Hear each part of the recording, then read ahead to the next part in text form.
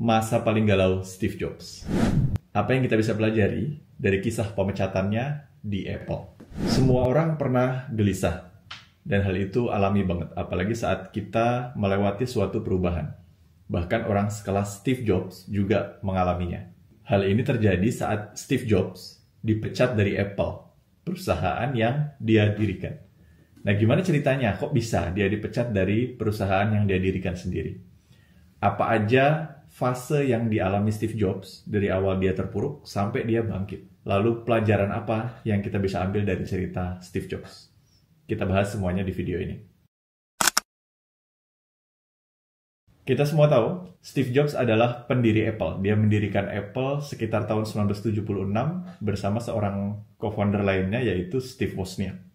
Singkat cerita nih, Apple perusahaannya karena bagus, dia jadi besar dan menjadi perusahaan publik. Karena sudah besar, kemudian para direksi merasa perlu untuk meng-hire seorang profesional di dunia bisnis untuk menjadi seorang CEO waktu itu. Di-hire-lah seorang CEO waktu itu, CEO-nya Pepsi. Selang berapa lama setelah berjalan, terjadi friksi di dalam Apple.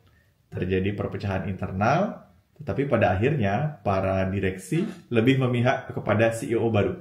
Kemudian Steve Jobs dilucuti dari semua kewenangan operasionalnya, kemudian akhirnya dia diberhentikan dari Apple. Hal itu terjadi sekitar tahun 1985 dan Steve Jobs merasa sangat terpuruk. Seperti yang kebanyakan orang alami, awalnya Steve Jobs merasa nggak percaya, dia denial. Dia merasa sangat kecewa kenapa dia bisa sampai dikeluarkan dari perusahaan yang dia bangun sendiri. Sampai waktu itu dia pernah menceritakan kejadian ini pada saat Steve Jobs memberikan pidato untuk kelulusan mahasiswa di Stanford. Dia ceritakan ini adalah fase paling parah, fase dia paling depresi sepanjang hidupnya. Dia merasa sangat marah, dia merasa kecewa, apalagi karena pemecatannya ini terjadi bersifat publik ya. Sesuatu yang menurut Jobs sendiri itu dikatakan adalah sebuah event yang sangat memalukan buat dirinya. Kemudian dia merasa kalah, dia merasa tidak berguna.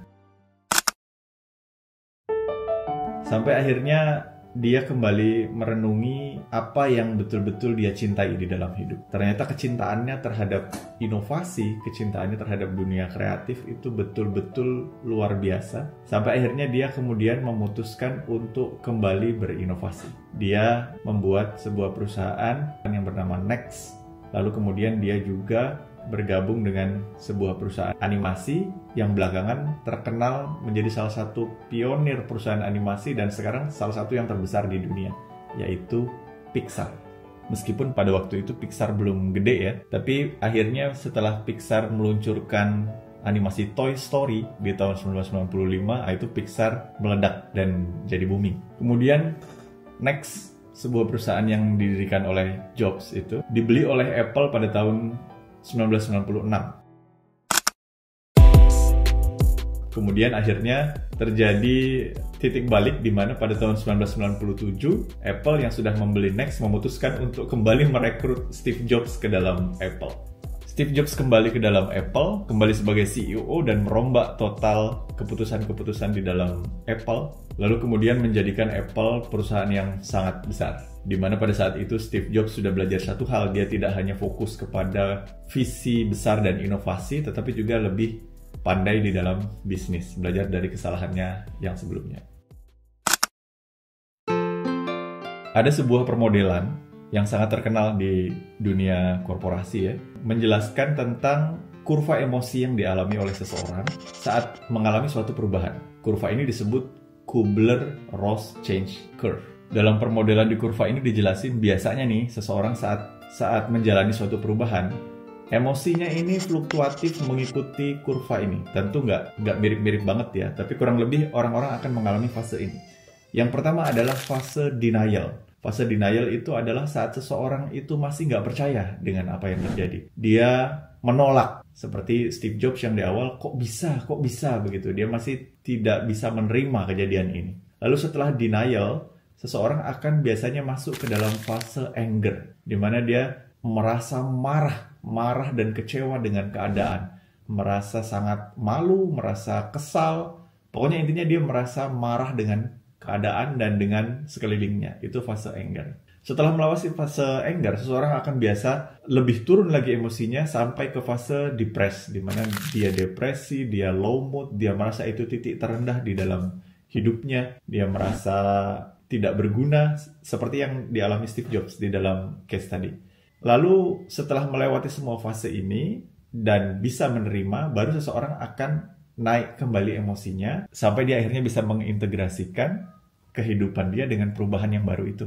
Dia akan eksperimen, mencoba hal baru. Ya sudahlah, ini memang nggak bisa dirubah. Terus apa yang bisa saya perbuat? Ya coba ini, coba itu, mencoba mencari format baru di dalam kehidupannya yang baru setelah terjadi sebuah perubahan. Lalu setelah itu dia akan mulai memutuskan, oh ya, sepertinya ini nih yang bagus. Kalau dalam case Steve Jobs tadi, dia mendirikan Next, kemudian Next membeli Pixar Animation Studio.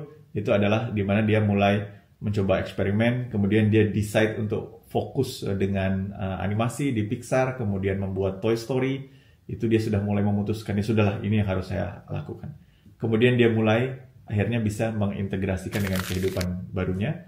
Lalu pada akhirnya dia direkrut kembali oleh Apple. Itu cerita heroiknya ya. Nah, model dalam Kubler-Ross curve ini dialami oleh semua orang. Dialami oleh siapapun saja yang mengalami suatu perubahan dan merasa sedih biasanya ya. Itu dialami oleh semua orang.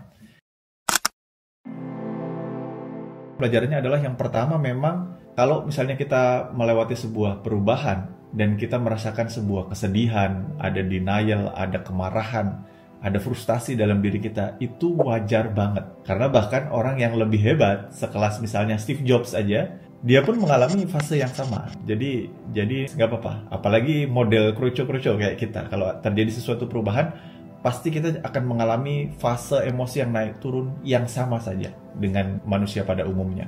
Ada step-stepnya yang bisa kita lakukan di setiap tahapan, supaya kita tidak terlalu lama berada di fase denial atau anger atau depresi. Yang pertama adalah kita perbanyak informasi yang membantu kita untuk menyadari bahwa oh iya, ini memang harus saya lalui. Misalnya ada terjadi sebuah perubahan di dalam satu divisi di kantor atau sepertinya, atau tiba-tiba job desk kita berubah atau teman kerja kita berubah. Nah, kita harus memperbanyak informasi dengan mengetahui konteks kenapa perubahan ini terjadi. Oh iya, perubahan ini tidak bisa dielakkan. Terus kemana arahnya perubahan ini? Kita harus memperkaya diri dengan informasi. Informasi-informasi itu bisa membantu kita untuk mengetahui bahwa oh, perubahan ini sesuatu yang harus kita lewati. Jadi kita bisa cepat skip dari denial dan anger. Nggak apa-apa kita sedih, nggak apa-apa kita kesel, tapi kita jangan mengucapkan hal-hal yang buruk, misalnya gitu. Atau kalau dalam Islam itu adalah saat kita mengalami sesuatu, terus kita masih denial dan anger, itu kita ingat-ingat nih bahwa ya wis, ini udah terjadi, ini adalah takdir, gitu. Dengan begitu bisa cepat melewati fase kemarahan gitu. Lalu akan ada waktunya di mana kita merasa depresi, merasa low mood, merasa berada di titik terendah lah saat melewati suatu perubahan. Nah, secara otak sudah bisa menerima, tapi secara hati masih dongkol gitu ya. Kita lakukan hal-hal yang positif. Misalnya kita bisa menyibukkan diri dengan kegiatan lain, atau kita bisa berdiskusi dengan teman, atau journaling, sesuatu yang bisa membantu kita melewati fase depresi. Nah, saat mood sudah kembali bagus, langsung masuk ke dalam fase eksplorasi. Nah, ini yang penting. Jadi kita explore sebanyak-banyaknya, kita pelajari hal baru, kita pelajari bagaimana caranya kita untuk bisa mengintegrasikan perubahan ini dengan kehidupan kita yang baru. Di fase kita mengeksplor banyak opsi ini, kadang-kadang kita malah lebih menemukan jati diri kita. Kita lebih menemukan apa yang benar-benar sesuai dan bisa kita terapkan dalam kehidupan kita yang baru ini. Lalu kita ambil action, lalu baru kita mulai integrasi, seperti itu. Jadi itu tahapan-tahapannya yang juga dilalui bahkan orang sekelas Steve Jobs ya. Jadi saat kita mengalami sebuah grief, kesedihan, kegalauan, depresi, it's okay. Ketahuilah bahwa semua orang mengalaminya, kita terima, kita lakukan apa yang kita bisa lakukan di fase tersebut supaya kita bisa geser ya. Apakah Anda pernah mengalami salah satu fase di dalam Kubler-Ross change ini? Atau jangan-jangan pernah mengalami kejadian seperti yang dialami oleh Steve Jobs? Bisa dibagikan di kolom komentar. Terima kasih sudah memantau sampai akhir. Sampai jumpa di edisi berikutnya. Wassalamualaikum.